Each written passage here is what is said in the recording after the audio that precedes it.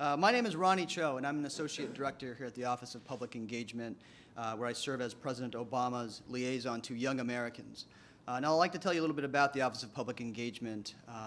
It was once called the Office of Public Liaison, which is where, for a long time, ever since I think President Nixon, there was an office that managed relationships with VIPs, business leaders, elected officials, that kind of thing.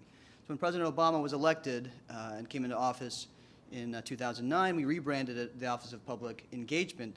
We felt like we should give ordinary Americans an opportunity to engage with the White House and policymakers here in the administration. So it's in that spirit that we have these kind of events and we celebrate the accomplishments and the good work the American people are doing each and every day to help us win the future. It's my job to connect the White House with the concerns and issues important to young people with the White House. We bring the voices of young Americans to the White House and also inform this population of the policies and the programs that we're working on that will impact their lives. I think it's important to remember that President Obama has always had a very special connection to young people. He's always worked on behalf of young people from his days as a community organizer at the south side of Chicago to his days as a law school professor, all through his career as a public servant, and obviously now as the President of the United States. The President also, I think more importantly, and the reason why he feels so close to this generation and to young people, I think he recognizes the innovation and creativity that characterizes our generation. He believes deeply in an accessible and responsive government, and one that supports the work that you all are doing to ensure that we have an America that's built to last for generations beyond ours. And the projects and organizations that you've built really embody an ethic, a value, a great American tradition of innovation, leadership, and a belief that if I don't act, who will? Most of you here are here because you are here to celebrate these champions of change. You took action and as a result improved the lives of people in your community. And just because no one asked you to step up didn't mean that you didn't feel a calling to do so. Just because you weren't required to do anything didn't mean you didn't feel a sense of responsibility to do something. That's why, as a generation, I believe in us. I believe that this generation will be the one that will be known as next greatest generation, that will lead us well into the 21st century. It's the same innovative spirit that these programs embody, and the programs and the people that we're going to honor today, that truly make us an unstoppable force. And it fulfills the fundamental American value, quite simply, that we take care of our own. So we're delighted to have all of you here and folks watching at home.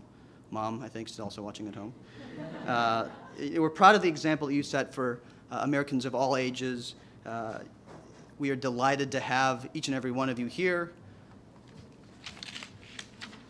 And there's going to be a question and answer session following the panel, so I hope that you've come armed with some comments and thoughts to interact with what other ways we can help communities and projects in your own schools. I'm sure some of you were wondering, the projects that you learned about, you may have never heard of them before, but I think it's an important opportunity for us to celebrate. So please help me welcome the 5 finalists of the Campus Champions of Change Challenge to the stage.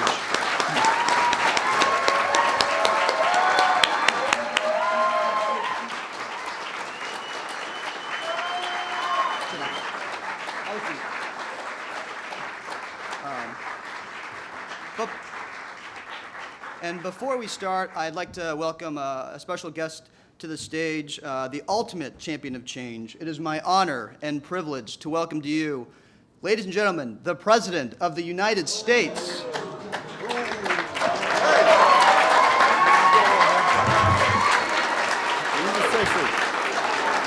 How's it going, everybody?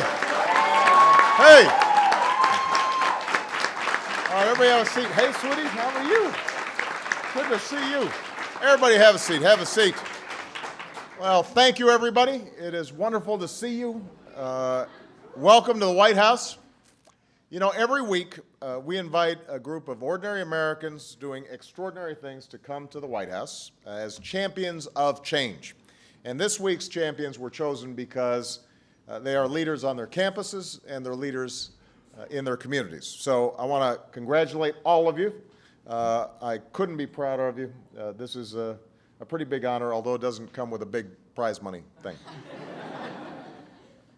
I want to thank MTV and Viacom for their partnership and their commitment to empowering young people. I always love being able to meet with students here at the White House.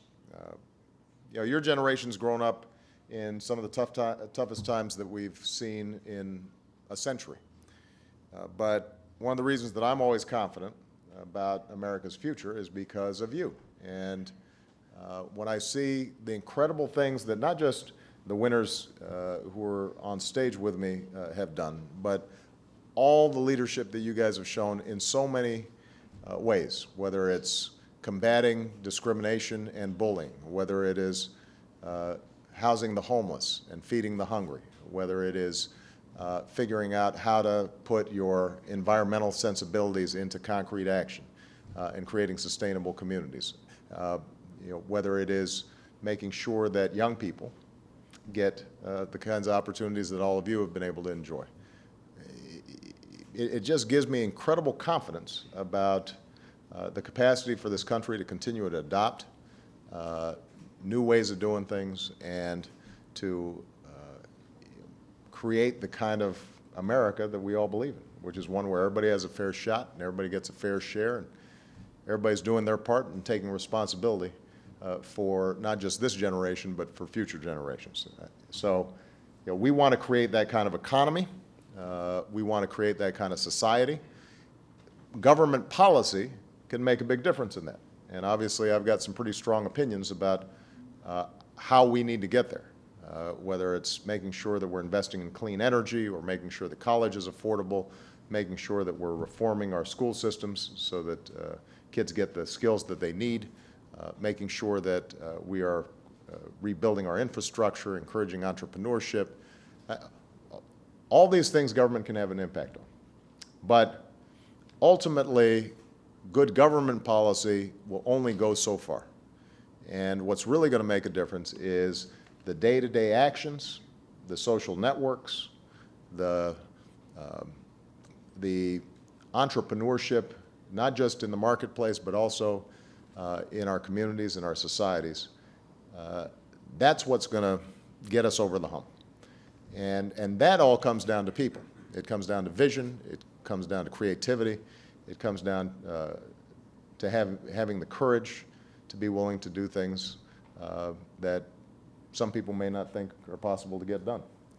So the last point that I want to make to all of you is it's been said that, you know, if you're not idealistic when you're young, then you know, you got problems. And if you stay idealistic when you're old, you got problems. I'm a big believer that you can actually stay idealistic throughout your life, because I think if you ever lose that sense that I can make a difference, that I can bring about change that isn't just about me, but is something about something larger than myself. If you ever lose that, then I think, you know, you've shrunk your own horizons. There's a poverty of ambition if you don't think that you can make a difference in this world.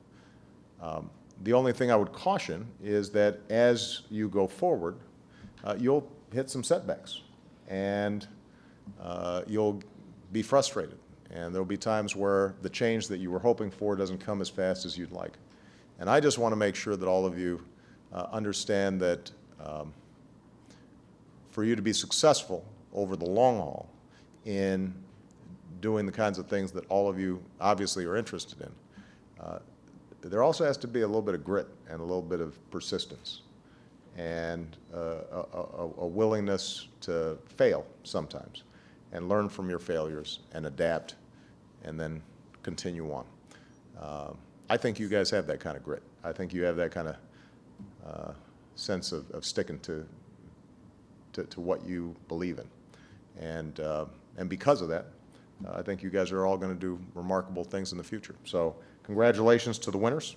I'm proud to recognize them, but this is a room full of winners, and I'm looking forward to seeing all the fantastic things you're going to be doing in the future. All right? Thank you very much.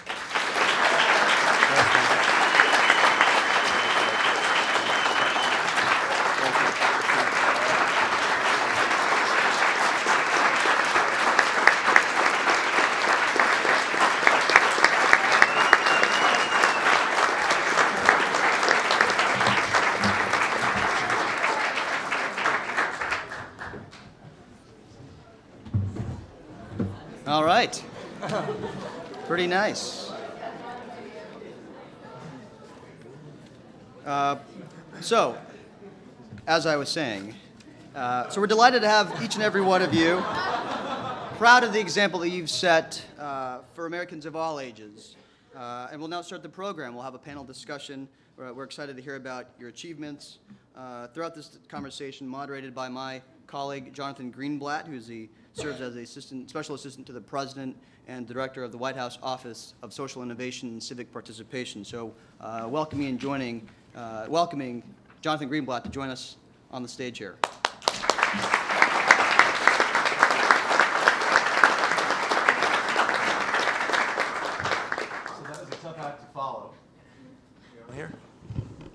So that's a tough act to follow. I'll just say that right up front. So that may be the high point of the afternoon, but I will work to maintain it and hopefully have a good discussion.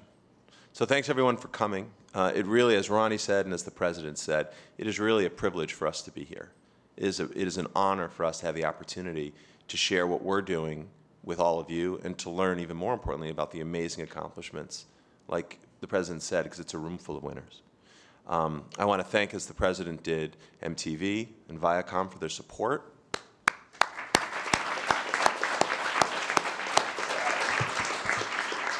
And now for myself, as a former social entrepreneur, it is a pleasure to meet all of you. So why don't we just talk a little bit about your organizations and what you're doing. Grace, why don't we start with you? Sure. If you don't mind. You have the good fortune of sitting next to me, which means you're going to be the first one called on. Oh, no.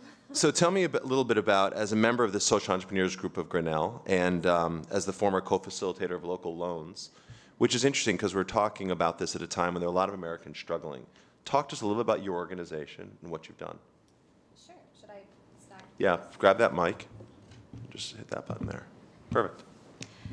Great. Well, the Social Entrepreneurs of Grinnell is actually a really innovative program. We started out a couple years ago in 2007 and with doing international loans, and since then we've branched out and realized that we don't need to go internationally to find people that are in need of access to credit. And so we decided to expand into our local Grinnell community and basically provide people a way to to better their own agency in both financially, socially, and we do that through offering small, no-interest loans to individuals. Of what size? Between $400 and $600. And what was the money to be used for? We have a wide variety of people use money for different things.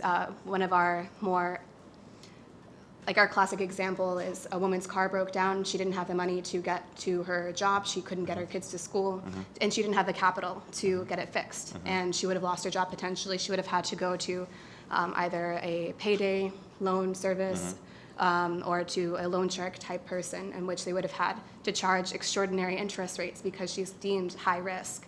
And by offering her this other opportunity, we were able to get her car fixed, to be able to continue working, and to be able to basically maintain her lifestyle. That's fantastic. And so what was the repayment rate like on the loans?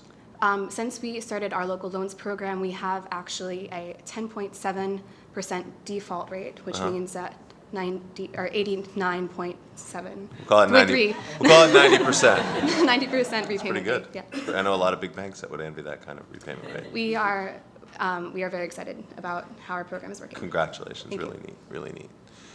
TAC. So you might not know, but I'm a former UCLA professor.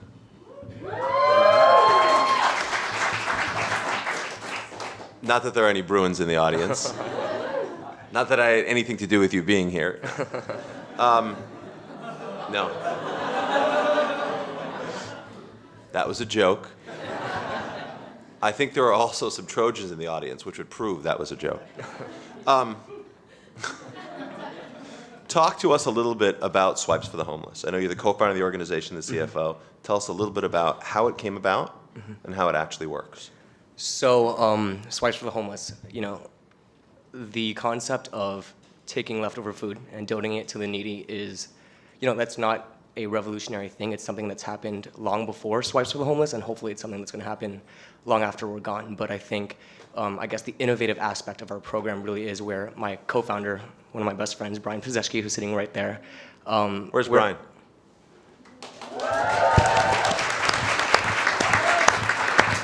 I love you, Brian. So Brian and myself, I think, I guess the innovative aspect of our program really was looking at this potential that hadn't been tapped yet on campus where, there were a lot of limitations that had been happening before when students were trying to use their leftover meals to feed the homeless. There are limitations like how much can you physically carry with you.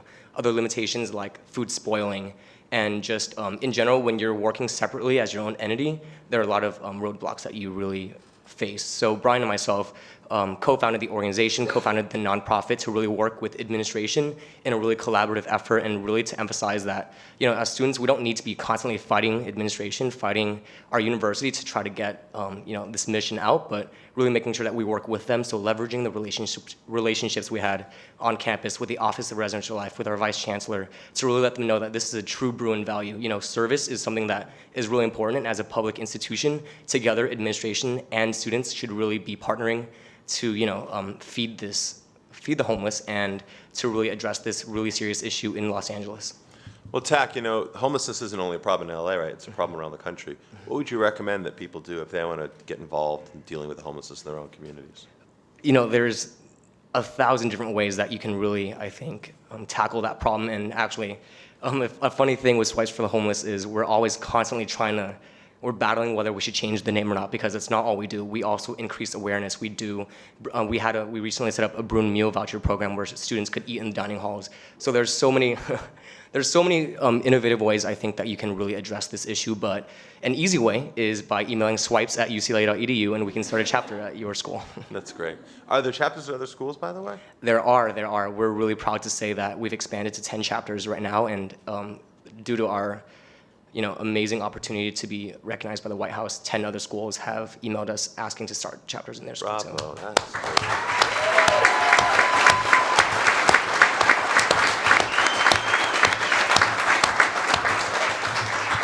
All right, Ryan. Yes. So you've dedicated your undergrad and early professional career to the University of Massachusetts at Amherst's Permaculture Initiative. I'm not sure that everyone, put your mic on, hit that red button. I'm not sure that everyone knows what permaculture is. So maybe you could talk a little bit about it, and maybe you could talk a little bit about why you created this initiative to bring local and organic produce into the dining halls and into the community. Sure. Hi, everyone. I just want to, before I start going into that, I want to say thank you to my team back there, the UMass Permaculture Committee. Where are you guys? Yeah.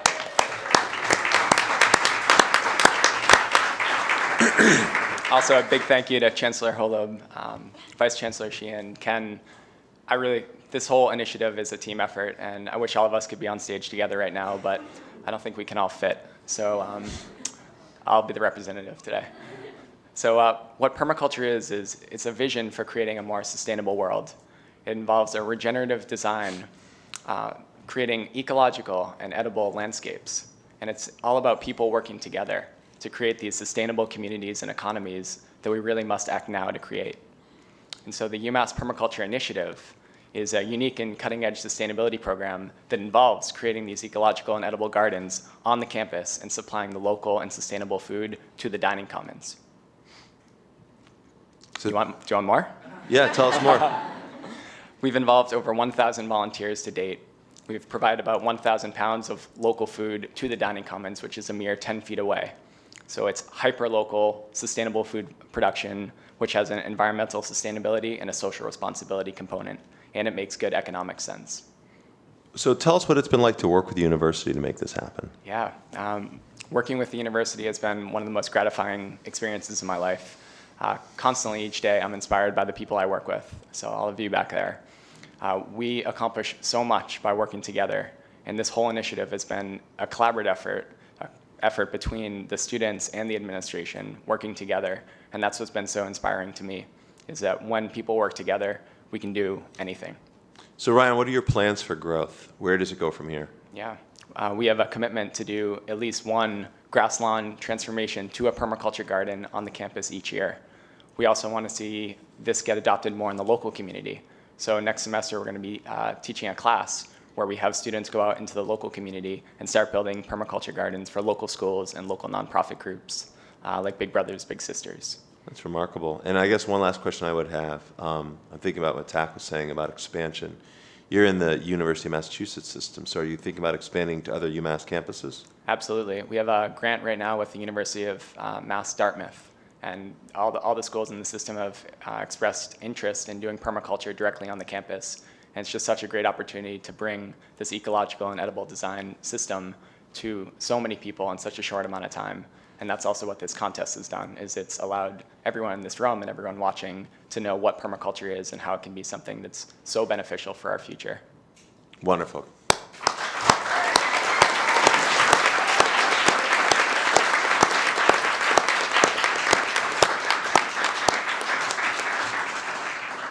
So Julia, Yes. from the University of Arkansas, are there anyone else here in the audience from Arkansas? Raise your hands. Yes, sir.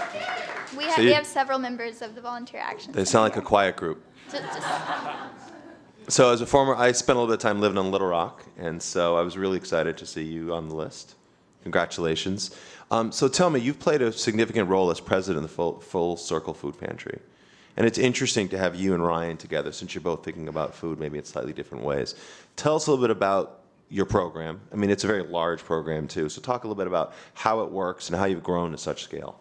Full Circle was created by a group of incredible... Can you speak into the mic? Am I good?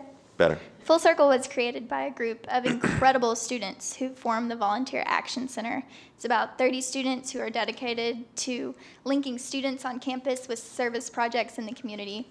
And about 2 years ago, we started talking about the issue of hunger on campuses. And most of us thought that for sure there was no student who was at the University of Arkansas who was also facing hunger.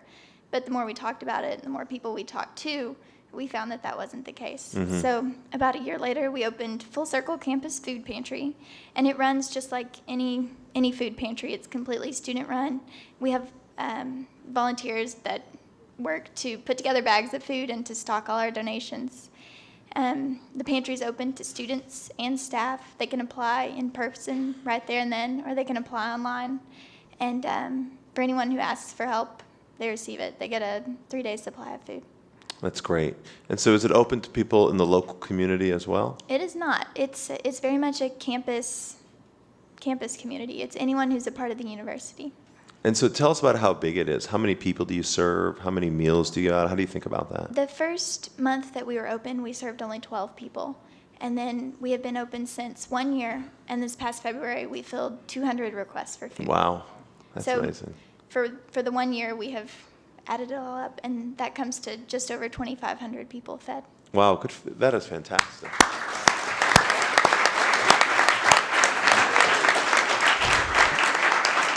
Now, Julia, tell us a little bit of how you raise the money for that, or how does it work? How does it sustain itself? We are mostly supported by donations. Campus groups are great about doing food drives. Last week we had a group bring in 5,000 cans, which will last a long time for us. We also started with a grant from the dining services on our campus and also a grant from the Walmart Foundation. Wonderful. Really, really neat. And by the way, do you have any, is it organic or such, or how do you deal with that? It's not. It's mostly non-perishable food items, mostly stuff in cans. Got And it. Just recently, our student government purchased for us a freezer and refrigerator, so we're able to take more produce, Wonderful. more fresh food. So Ryan, I think you guys need to get together and figure out some Ship kind it of, on over. do some business development right here. Excellent. Well, congratulations. Thanks. And last but not least, Ted Gonder from the University of Chicago. Are there any other folks from Chicago here?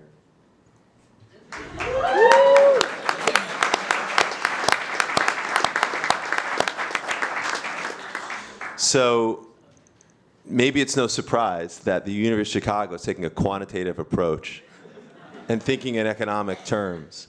But Ted, you've been almost a serial social entrepreneur at a fairly young age. Yeah, I've had that privilege. Tell us a little bit. I want to talk about MoneyThink, but first tell us about some of your other ventures, if you would. Sure. So I was lucky to have parents that brought mentors and advisors and tutors into my life that inspired me to go out and make a difference at a pretty early age. So when I was 16, I saw Al Gore's movie, An Inconvenient Truth, and I freaked out because I thought the world was melting. And I decided to go back to my campus and ask my friends if any of them had heard about this global warming thing that was going to destroy our planet and murder our generation. And none of them had. So we started a little club called Project Cool Down. And a mentor came into my life and said, you should call Bill Clinton and Al Gore and get them to back your organization. And after a lot of pitching and a lot of friendships and hard work, Al Gore's COO finally called me back in my senior year of high school and brought me on board as a student advisor to the Climate Project. And we had the opportunity to launch over 30 green clubs in California. So when I got to college, I was looking for another opportunity to make a difference. And luckily, I ran into a group of amazing friends and mentors again that noticed a problem that MoneyThink, the venture I work on now, is addressing. So let's talk about that, because one of the issues that I think we struggle with as an administration is this issue of financial literacy. It is a big issue for Americans of all ages. It's particularly acute for young people. So tell us a little about how you are trying to address the issue of financial literacy with mentorship and support. So simply, what MoneyThink does, and we have 4 of our teammates here in Washington. If you guys can stand up, we have Jen, who runs our Chicago programs, Shirag, who runs our Los Angeles programs, and Tess, who started a program in Los Angeles. So what we do is train college kids to go into local urban high schools and use pop culture examples, shout out to MTV, for communicating basic financial concepts about entrepreneurship and financial literacy, budgeting, goal setting, and really inspire students to think outside the box about their own lives, their own dreams, and use the power of financial acumen to make that happen. And so tell us a little bit about how many students are in the program, how large it is, et cetera. Sure. So when we first started at the University of Chicago 3 years ago, it was tiny. It was a bunch of frat brothers and investment club friends that were economics majors. We all wanted to be investment bankers, and we noticed that as the economy was crashing, the whole surrounding community of Hyde Park, Chicago, was suffering really devastating consequences. In the schools, there were very few financial education programs, and in the community, things that Grace was talking about, the predatory lending, payday loan shops, liquor stores on every corner, abandoned cars were piling up, and we wanted to do something about it. So we grabbed our friends, we mobilized our peers at the university, and just started teaching ad hoc workshops in local high schools. And the university was really gracious and got behind it. And our friends like Shirag and Tess started calling us up from Claremont, USC, University of Florida, Seattle U, and saying, hey, can we start chapters at our schools? And within a couple of years, there was a nationwide student movement on 17 campuses across the country. Wow. And we've, at this point, put about 2,000 students through our program. And we're looking at pursuing a strategy that'll make financial capability a social norm in the United States by 2030.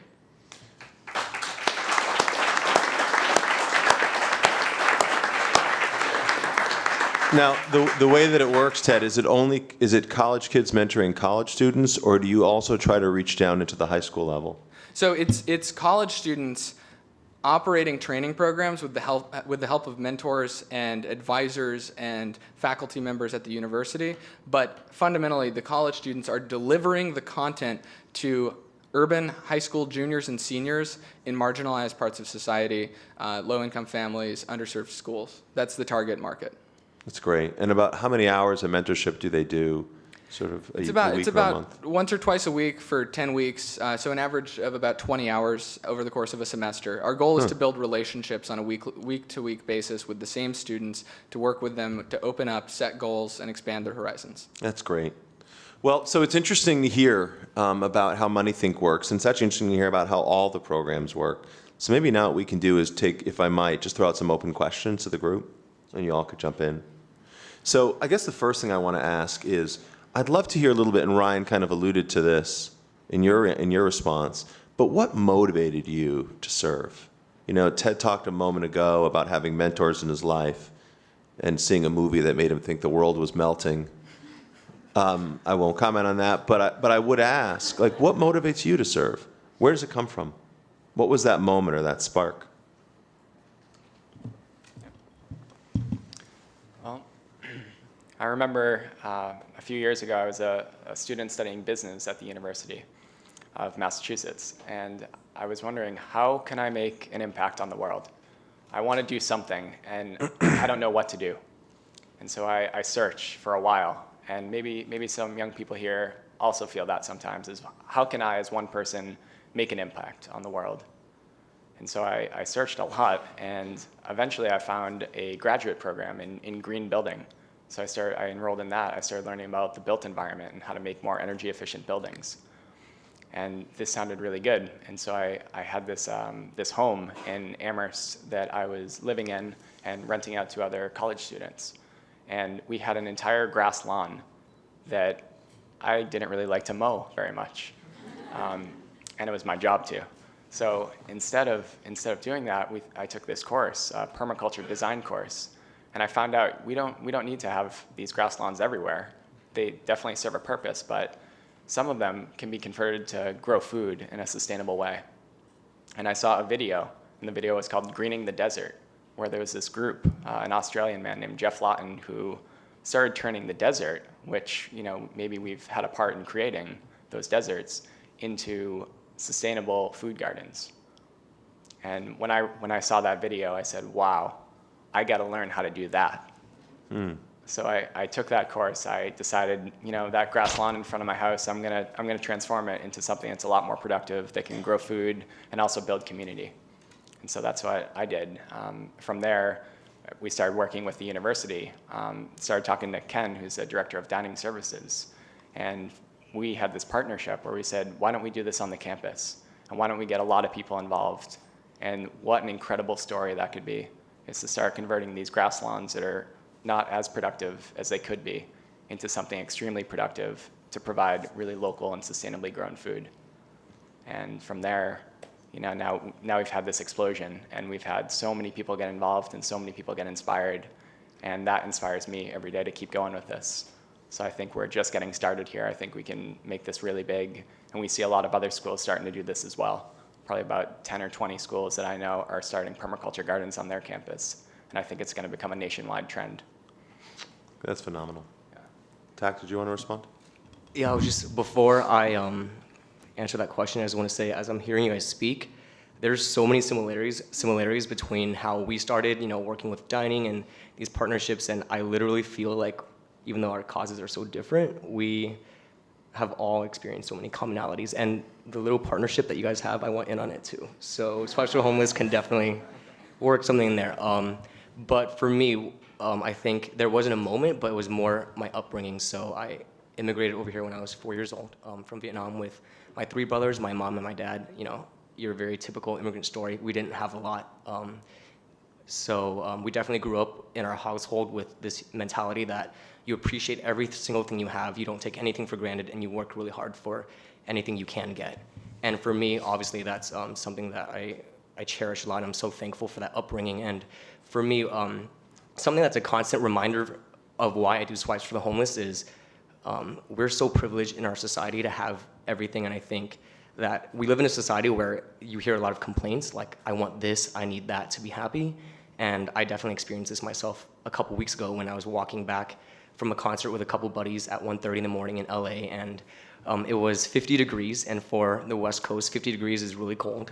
And so I said to my 2 friends, which I shouldn't have, and I said, I'm freezing. And then right when I said that, I looked over to my right, and there were 2 homeless men sitting on the floor on the pavement with no blankets, just the clothes on their backs, and they actually were freezing. And so right at that moment, I said to my friends, I'm so sorry, I take that back, I'm not freezing, I'm just cold. And it just reminded me so much of the privilege I have, and little things like that, even coming from my upbringing where my parents taught me that so much, you still need to be reminded all the time, because that's a society we live in. We often forget, and I'm so happy and blessed to have those moments where you remind yourself, wow, like, I'm really lucky. We're all so lucky to be sitting in this room, Absolutely. Yeah. Grace? Sure. I've been sitting here and listening to everyone speak, and I've been trying to think of how to say or express how like people inspire SEG, and honestly, like I couldn't figure out a way to organize it because there are just so many people that are integral to the functioning of SEG, integral to how it started. I actually wasn't able to mention the people that were here earlier. So if you guys want to stand up, this is... Where's Grinnell? Yeah, right there in the third row.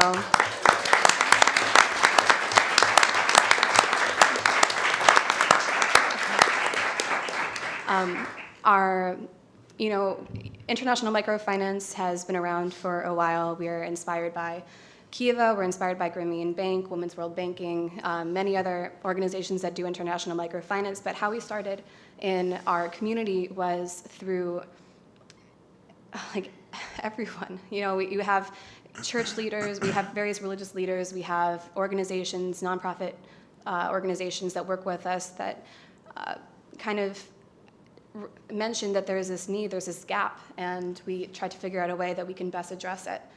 And I think so far we've done a really great job. Wonderful. Julie, do you want to take that as well? My inspiration story is not really specific to Full Circle, but just to service in general. My older brother, when he was in high school, spent a good chunk of his summers volunteering at a camp for children with disability, and he just loved it. He enjoyed it so much. He enjoyed giving back. He enjoyed the camp, just everything about it. And I think I've just sort of followed in his footsteps. I really enjoy it. Wonderful. Excellent. So, it makes me think as well, as you talk about your brother, and him being a bit of a role model. And I think all of you are role models, not just the people up here. Everyone in this room is a role model. But for those watching from home, who are your role models? Can you tell us a little bit about that? Are there particular people? Grace mentioned Muhammad Yunus, I think. Or you mentioned Grameen Bank, at least. Are there particular role models that folks have that are worth mentioning that come to mind? Anyone? Would you guys like to stand up again? No? Okay. Well, honestly, I cannot even say how inspiring working with SEG has been over the last couple of years. We're all full-time students. Many of us have jobs. All of us have extracurricular activities, and we still find time to dedicate so much passion and so much time into creating a program that works like the way we do. And we're expanding, and I would have to say that in terms of inspirational people, I'd have to say people that we've worked with, our co-founders, our board, Micah, who is it's a nonprofit that we collaborate with for our people who are applying for our loans. Got it. Okay.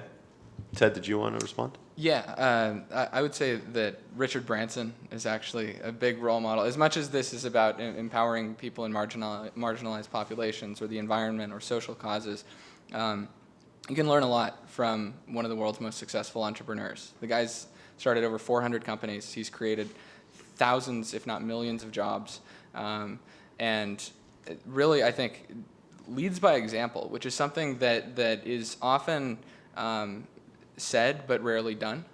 People say, you got to lead by example if you want to inspire, or if you want to make change. You can't. You have to walk your talk. But it's so hard to find examples of that are consistent and resilient. And I think taking an entrepreneurial approach to every single opportunity that arises, especially in the 21st century where we have so many tools to mobilize, where opportunities are so much easier to create every single second, the immediacy of opportunity is before us in a way that it's never been before. And so thinking about how you can be resourceful and creative in every single step of the process is something that I think he exemplifies. And I recommend his autobiography. I've read it a couple times. It's really cool. So, what's it called? It's called Losing My Virginity, oddly enough, by Richard Branson. This is a family show, Ted.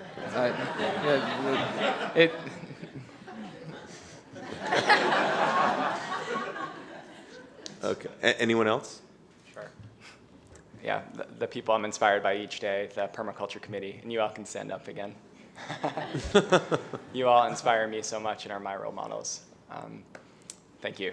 And I also want to say all the people who've been helping us with this. So Chancellor, Vice Chancellor Ken Toon, John O'Niger of Regenerative Design Group, and Dave Jackie of Dynamics Ecological Design, All my permaculture teachers and mentors, people who've just been doing this for the past 40 years, this wouldn't be happening without everyone, and it's just such a team effort. And so all of you are my role models. And of course, my mom and my grandma as well, my dad. Great. So all of these are such extraordinary volunteer efforts. All of you are putting in, as you were saying just a few minutes ago, on top of taking classes, on top of extracurricular activities, et cetera. Tell me a little bit about what you would say to a young person who came to you and said they had an idea or a cause that they cared about. What advice would you give them about how to be entrepreneurial in light of all the different commitments that you have as young people?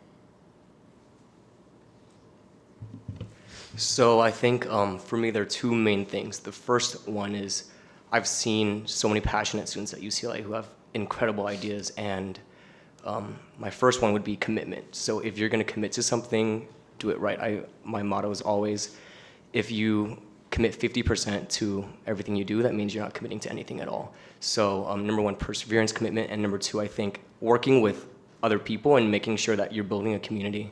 I know for a fact, and it's been set up here so many times, Swipes for the Homeless would not be where we are today were not for our amazing executive board, which is here. And I really think that it's great that you have a passion, you have a vision, and you have an idea, but if you're not able to inspire and get other people on board with you and get them equally as driven and passionate about it, you're not going to be able to do anything because you can't do anything alone. Yeah. So commitment and team is what I'm hearing. Okay. And actually, to kind of go along with that, I would say a very solid mission statement would be integral to any sort of organization.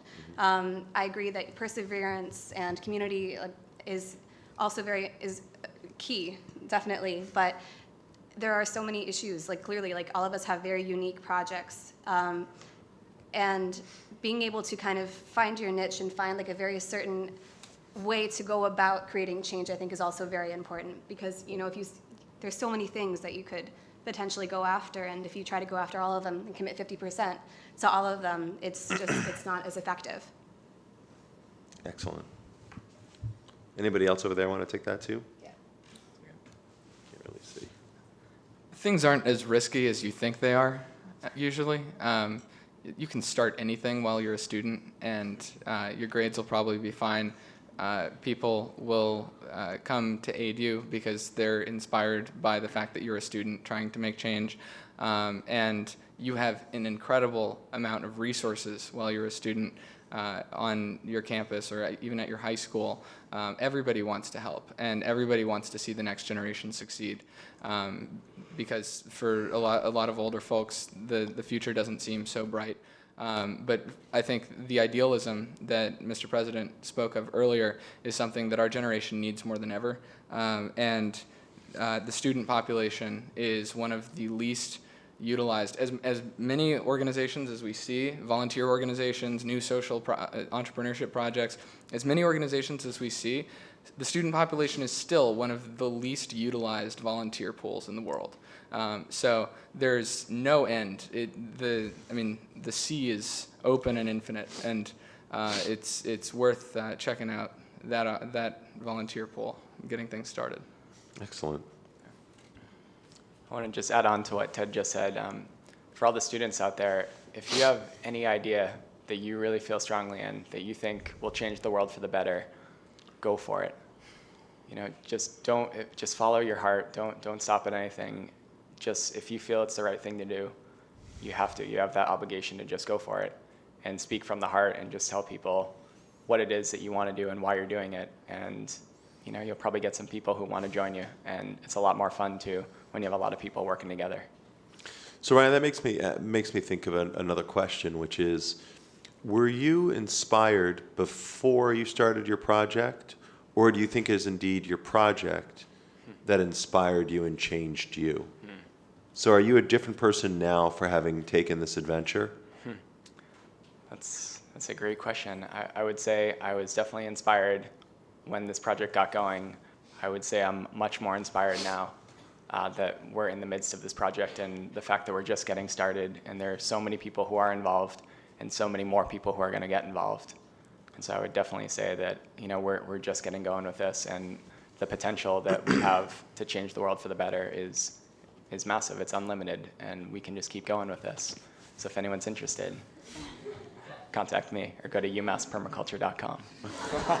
Wow, you got in the whole URL. So for the rest of you, talk to us a little bit about how your lives have changed as a result of the social entrepreneurship you've undertaken. Do you want to take that, Julia? I think working with Full Circle has certainly been a journey of empowerment. This is not something that, as a freshman, that I thought I could do, but it happened, and it happened with a lot of help. And we actually haven't gotten a chance to recognize the team that I'm here with, which is representatives from the Volunteer Action Center. So if you guys would please stand up.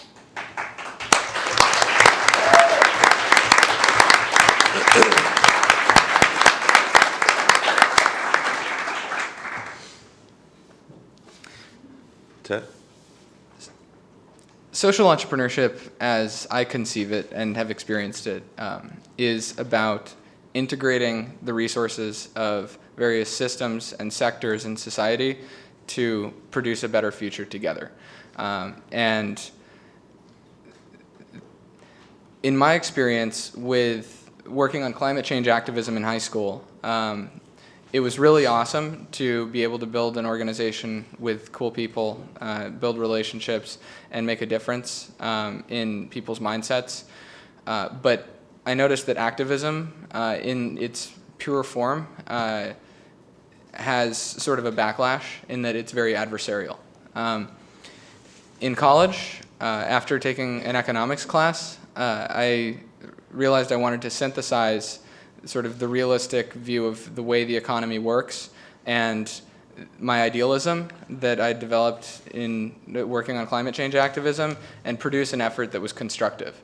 And so over the last 3 years, we've worked really hard to make Money Think a collaborative effort between universities, between local governments, between college students, high school students, the school districts themselves, private funders, and as a result, the organization has grown faster and more efficiently and more effectively than it would have if we had just rallied and been really angry and created a bunch of hype because the resources are behind it in a way where everybody's happy. Creating win-win situations, I think, is what social entrepreneurship has allowed me to see. Excellent. I think what I would add to that, and I think, Ted, you could probably really relate to me on this, is when I was in college, I remember people would often say, you know, the two routes are you either really concentrate on your career and professional experience and internships, or you get involved on campus, you know, student council, student groups, whatever it is. And something I've learned is, having graduated last year, is being involved on campus and having that leadership experience is so incredible, and it opens so many doors to you. And I've learned so much more being a leader in this organization than I have in my professional experience, because when I'm in an interview and they ask me questions like, tell me about a time when you ran into a problem and how did you fix it, I can't even begin to choose which one I've faced in Swatch to Homeless. So you gain so many practical skills, and I know that's definitely been very beneficial for me. And I hope that, you know, when students are kind of making that decision and trying to decide what's more important, you know, social engagement or my career, they're not mutually exclusive. They're two things that really go hand in hand and really can build your leadership skills. Excellent. So what would you say to the young person out there? Ted talked about risk before. What would all of you say as advice to the young person, again, who's thinking they want to jump into and solve a problem on their campus? What's the one thing you would tell them you want them to take away? I think I would advise someone to find a mentor, someone that they really trust, and someone that really believes in the project that they're working toward. Great. Find a mentor. I would say definitely don't take no for an answer. And just follow your heart and don't stop at nothing, because whatever you think, you can create. Travel. Seriously, build a network around the world, build relationships, real relationships, not networking, real relationships around the world, because that's the future.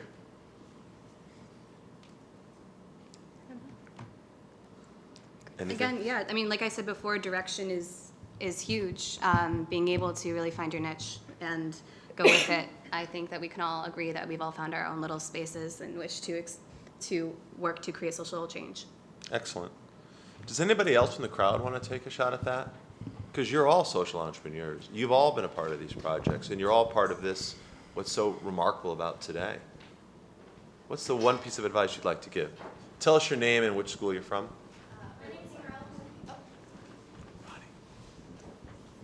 My name is Morel Pierini. I am with the University of Arkansas. And I think my advice is that it doesn't have to be a huge thing. A food pantry and a 3-day supply of food might not sound like that much, but you never know when you kept that person, gave them what they needed, and you never know what that person's going to do after they leave and what you really did. It might seem small to you, but it might mean a lot to somebody else. Great. Anybody else? Yes. Tell us your name and where you're from. Hi, I'm Mark Svensson. I'm a senior at Georgetown University, and my one bit of advice would be just don't be afraid. You know, a lot of students want to be engaged and are hesitant at first, and really their hesitations limit them from wanting to move forward. And we really say take that chance, don't be afraid, and if you have an idea, a goal, really go about and just pursue your dreams. Don't let your hesitations limit your abilities, and take a chance. Great. Does anyone else want to ask? We could probably have some time for some Q&A. I know a lot of you actually know each other. Does anyone have any questions they want to raise too, or other points they'd like to make? Yeah, how about you? Tell us your name and again where you're from. Hi, my name's Tess, and I'm from the Claremont Colleges, and I'm with MoneyThink.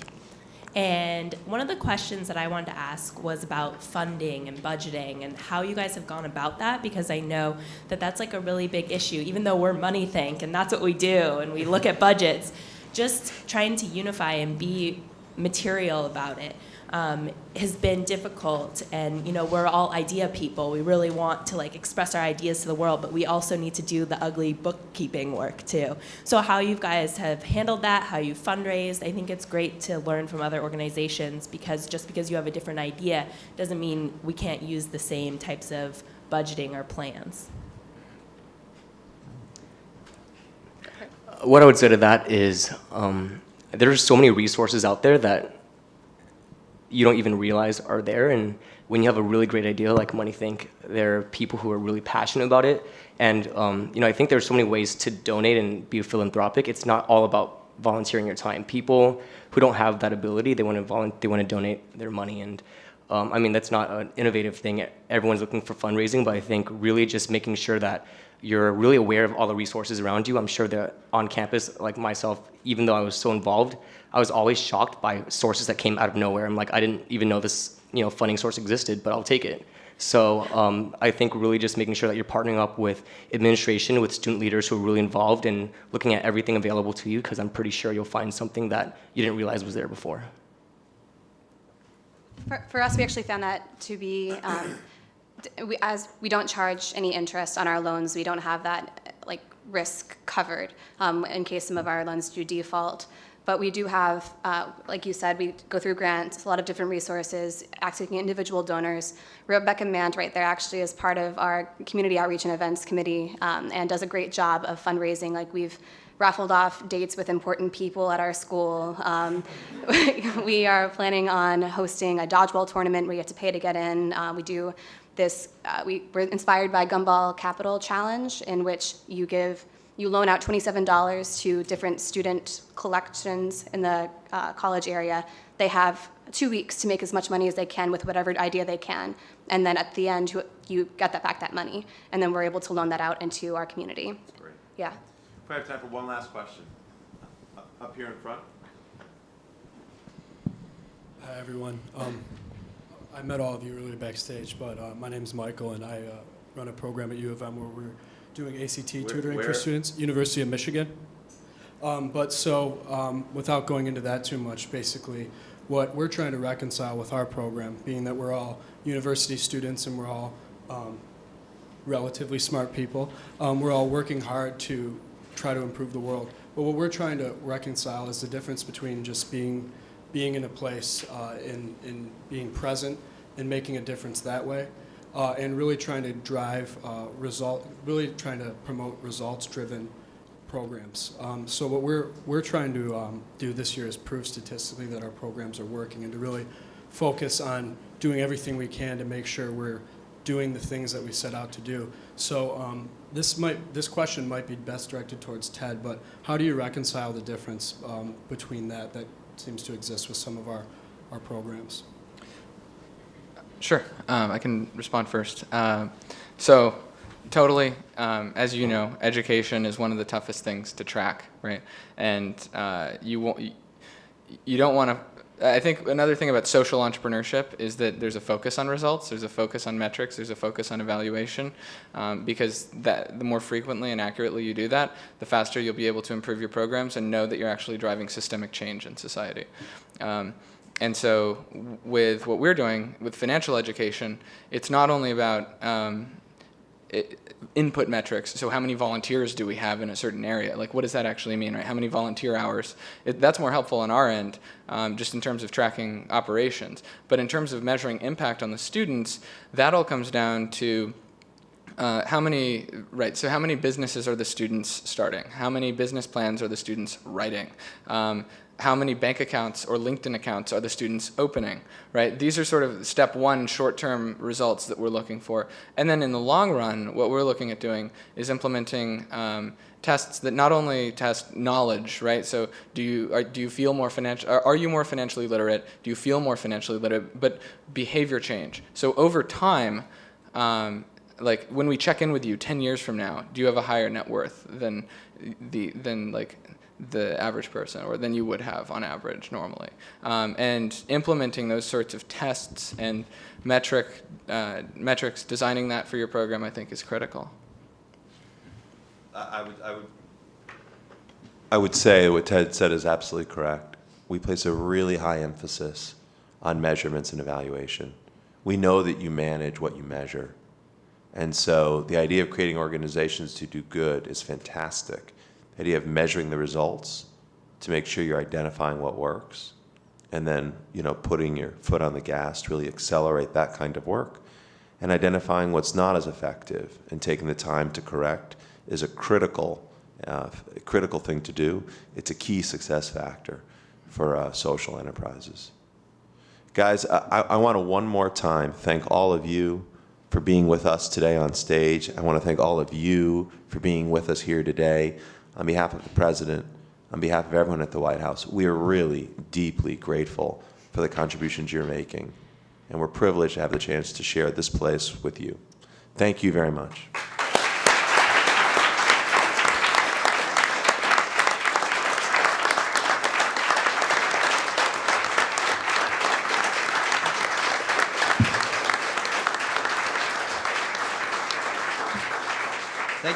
Thank you, Jonathan.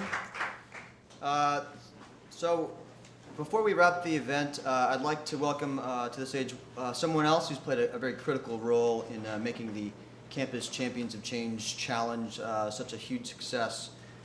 Jason Rzepka of MTV is the Vice President of Public Affairs there. Essentially, he's probably got the coolest job I've ever heard. Quite simply, he just uses the superpowers of MTV just to do good. And has been a huge proponent of what we're trying to accomplish here from the very beginning. MTV, MTVU, act.mtv.com, enthusiastic partners in making this a success. So please help me welcome Jason to the stage.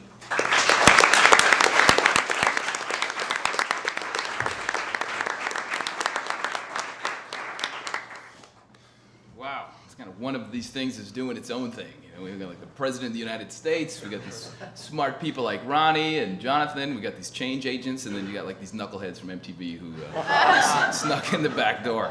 But no, this has been really amazing for us to be here and to witness and be a part of. We've been really honored to play a role in it. Just to echo, the conversation you guys have been having about like who inspired you and your heroes. Like you guys inspire us like completely, and I can tell you that it makes it really easy to come to work every day and do our jobs because there are young people like yourselves out there who you recognize the scope of the challenges that we face, and you see them off in the distance, and you know you're going to inherit them, and you're not waiting. You're not waiting to your old people like us to tackle them. You're doing it now, and that's a really big deal. That's a huge deal. And so I just want to pause again, and you guys just gave me some applause. I want to give you guys another round of applause, and all of you, because really it's amazing.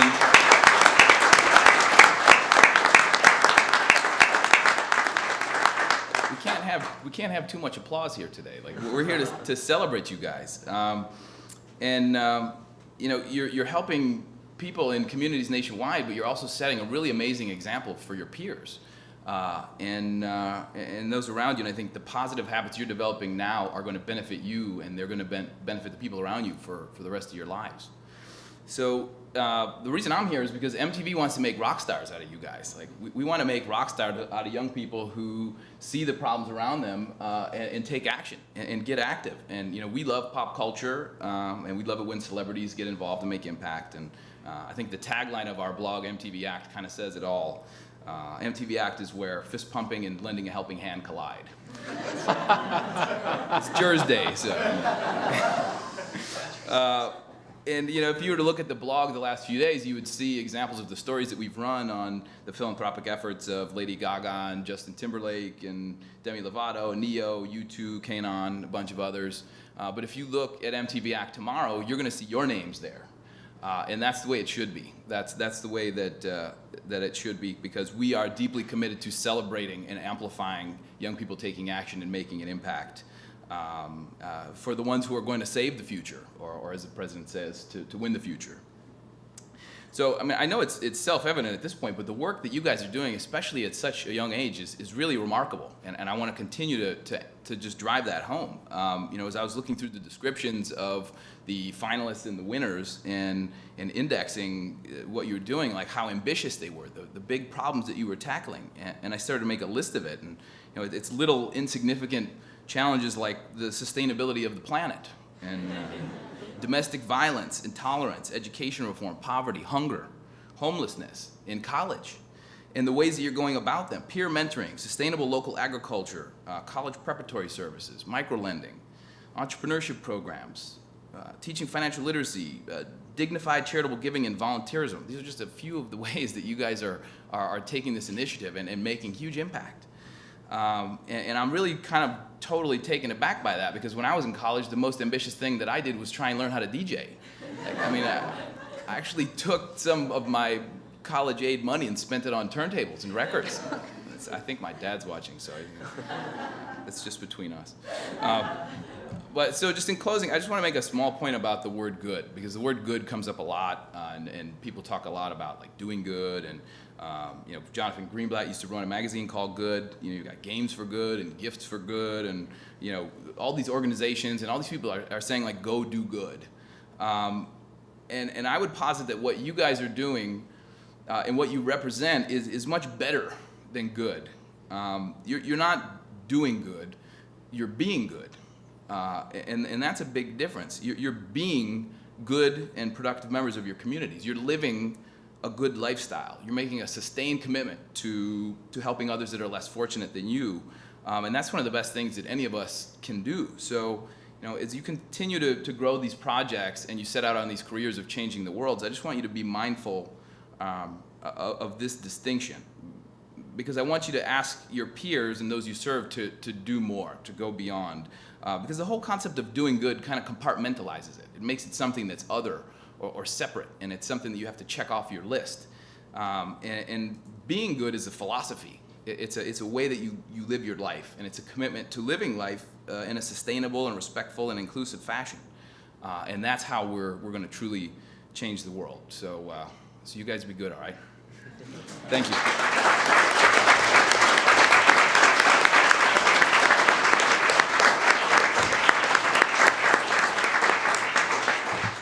Thanks, Jason. So I want to close by making a few acknowledgments.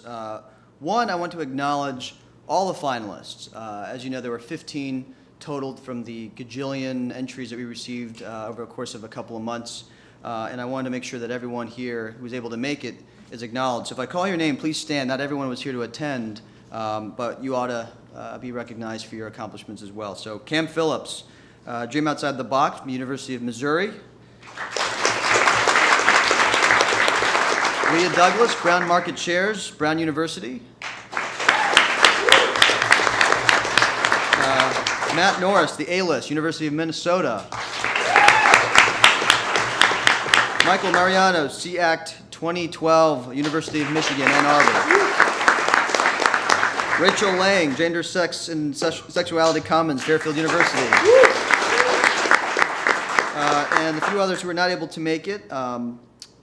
Martin Figueroa, Green Campus Engineers for a Sustainable World from the University of California in Merced. Kirsten Foster, Empower Project, University of Nebraska Medical Center. I think UN folks are here if you want to stand up. There you are. And Curtis New from Our Promise, Building a Better Community Together at St. Cloud State University. So let's give everyone a round of applause.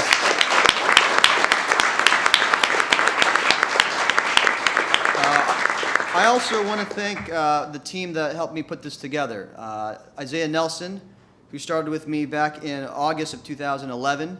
In my little office, we decided to kind of hatch this scheme together. And then Quinn Fitzgerald in the back helped me kind of develop and grow this and launch it. And my colleague, Alyssa Ray, who's here to tie it all together. So I want to give them a round of applause for that.